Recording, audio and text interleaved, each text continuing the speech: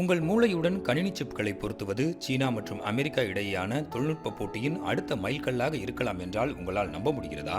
Brain computer interfaces, சுருக்கமாக PCI. இது கணினிகள், செயற்கை உறுப்புகள் மற்றும் இயந்திரங்களை இயக்குவதற்காக மூளையின் செயல்பாடுகளை தயார் செய்யும் செயற்கையான வழி. மூளையில் பொருத்தப்படும் இந்த சிப்புகள் வாழ்க்கையை மாற்றக்கூடியவை. ஆனால் உலகில் சக்தி வாய்ந்த நாடுகளுக்கு இந்த மூளை தொழில்நுட்பம் ஏன் மிகவும் முக்கியமானதாக இருக்கிறது?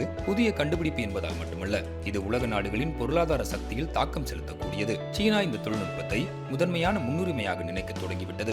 ஏஐ, சுகாதாரம் மற்றும் ராணுவ தொழில்நுட்பத்தை உள்ளடக்கிய சீனாவின் நீண்டகால புத்தாக்க யுக்தியில் இதுவும் ஒரு முக்கிய பகுதி. இந்த பிசிஐ சந்தை 2034 ஆண்டிற்குள் இந்திய மதிப்பில் 24,900 கோடி ரூபாய் முதல் சுமார் 1 லட்சம் கோடி ரூபாய் வரை வளரும் என எதிர்பார்க்கப்படுகிறது. ஜெஃப் பெசோஸ், பில்கேட்ஸ் போன்ற உலக பணக்காரர்கள் முதலீட்டாளர்களாக இருக்கும் அமெரிக்க நிறுவனமான சிங்க்ரான் 10 நோயாளிகளின் மீது இச்சோதனையை நடத்தி பிசிஐ தொழில்நுட்பத்தில் ஆதிக்கம் செலுத்துகிறது. எலான் மஸ்கின் நியூராலிங்க் இதுவரை 5 பேருக்கு இந்த சிப்பை பொருத்தியுள்ளது. பெய்ஜிங்கில் உள்ள சீன மூளை ஆராய்ச்சி நிறுவனத்தில் பெய்னோ 1 என்னும் சிப் ஒன்று சமீபத்தில் மருத்துவர்களால் பொருத்தப்பட்டது. நோயாளி ஒருவர் மூளை சிக்னல்களை பயன்படுத்தி நான் சாப்பிட வேண்டும் என டைப் செய்தார். அடுத்த ஆண்டு சீனா மேலும் 50 முதல் 100 சிப்களை பொருத்த திட்டமிட்டுள்ளது. இதனால் சீனா இத்தொழில்நுட்பத்தில் அமெரிக்காவை முந்துவதுடன் வணிகமயமாக்கத்திற்கு முன்னேறும். தொழில்நுட்பம் வளர்ச்சியடையும் போது புதிய கேள்விகளும் கண்டிப்பாக எழும். கம்ப்யூட்டர் சிப்புகளால் மனித மூளையை கட்டுப்படுத்த முடியும் என்றால் இதன் முறைகேடான பயன்பாடுகளிலிருந்து தப்பிப்பது எப்படி? ஏற்கனவே நமது கைரேகைகளையும் முகங்களையும் விரல் நுனியில் வைத்திருக்கும் இயந்திரங்கள் இனி நம் மனதில் இருப்பவற்றை படிக்க ஆரம்பித்து விட்டால் என்ன நடக்கும்? உங்கள் கருத்துக்களை கமெண்டில் பகிருங்கள்.